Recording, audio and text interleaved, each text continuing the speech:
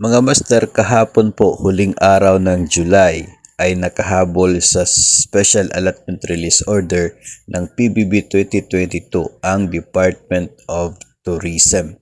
Mayroon na po silang Allocation Release Order para sa kanilang performance-based bonus sa taong 2022.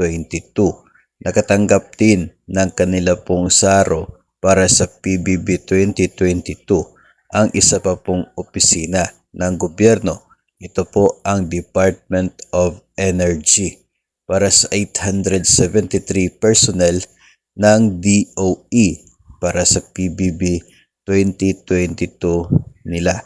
Ang isa pa pong ahensya ng gobyerno nakatanggap din ng SARO kahapon, July 31, ang Philippine Competition Commission.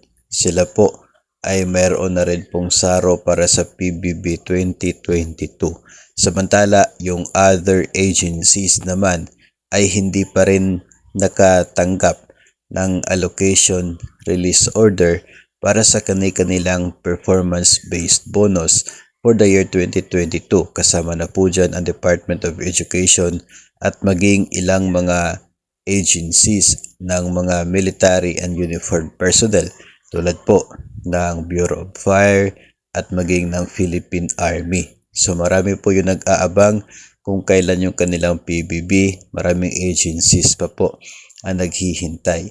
So mula po noong July 19, kahapon po muli na naglabas ng SARO for PBB 2022 ang DBM. Ngayong araw, unang araw ng August ay atin pong abangan kung anong agency ang mayroong magandang balita para sa hinihintay at inaabangan na performance-based bonus for the year 2022.